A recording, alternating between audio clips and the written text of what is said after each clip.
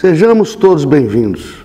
É um prazer estar aqui com vocês no Tribunal do Júri da Comarca de Araxá, palco de tantos julgamentos, de tantos conflitos, de tantas decisões, onde tantas almas se perdem e se encontram.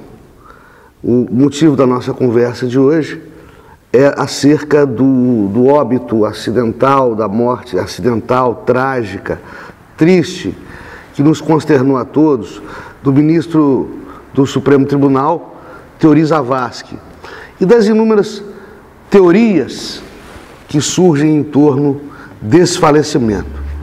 O ministro Teori estava, quando faleceu, prestes a ingressar em uma fase da vida dele, uma fase da vida dele profissional e uma fase da história da nação brasileira que deixaria indeléveis, inesquecíveis marcas nos livros de história.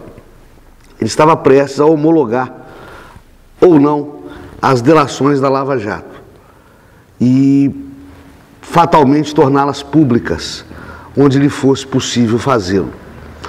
Isso faz com que a morte do ministro Teori torne sua causa, sua origem, extremamente questionada por um monte de pessoas que dizem-na suspeita e apontam essa ou aquela teoria da conspiração para justificar o fato.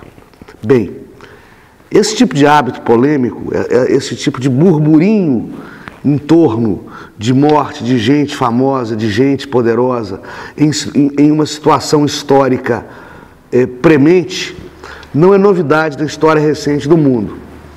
Eu vou lembrar aqui do John Fitzgerald Kennedy, do John Kennedy, né, que havia colocado, durante a Guerra Fria, os Estados Unidos à beira de uma colisão com a União Soviética, que foi assassinado em Dallas por um psicopata comunista, um comunista adormecido, digamos assim, do submundo norte-americano, chamado Lee Harvey Oswald, né? Na época, muito se disse que, na verdade, a União Soviética, a extinta União Soviética, teria conspirado para assassinar Kennedy, ou que seria coisa da máfia de Nova York ou da máfia de Chicago, né? Vamos passar para a história brasileira um pouco mais recente. Nós tivemos dois ex-presidentes da República que faleceram também em circunstâncias estranhas. Tivemos João Goulart, o Jango, e Juscelino Kubitschek, o JK. Né? Ambos lutavam contra a ditadura a seu modo, o regime militar a seu modo.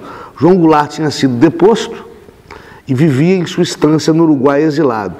E JK tinha acabado de voltar do exílio e era um nome forte para tentar interromper o ciclo de generais no poder durante o regime de exceção daqueles anos de chumbo. Ambos faleceram em circunstâncias estranhas. João Goulart, de um súbito mal cardíaco, de um súbito infarto, e JK de um acidente automobilístico.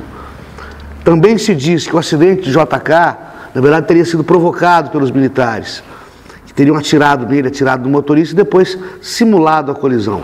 E de João Goulart, que, na verdade, o seu coração parou de bater, não porque fosse cardíaco, mas sim porque foi envenenado. Gente, tudo balela, tudo balela. Coincidências acontecem. Eu tenho um romance chamado Verdugo, em que o seu personagem principal, o seu anti-herói, é um detetive aposentado, conversa com seu interlocutor mais jovem, dizendo justamente isso. Coincidências acontecem. Coincidências são às vezes apenas isso, coincidências. E o tempo irá dizer que todas essas cicatrizes, que todas essas marcas, que todas essas mágoas e incertezas não vão servir sequer para atrasar o trem da história, que é inexorável em suas mudanças. Muito obrigado e até a próxima. Entretanto, apoio cultural. Minax, em prol empreendimentos imobiliários. Clique Telecom. John Romualdo, Tauá Grande Hotel Termas de Araxá e Jardim Europa Empreendimentos Imobiliários.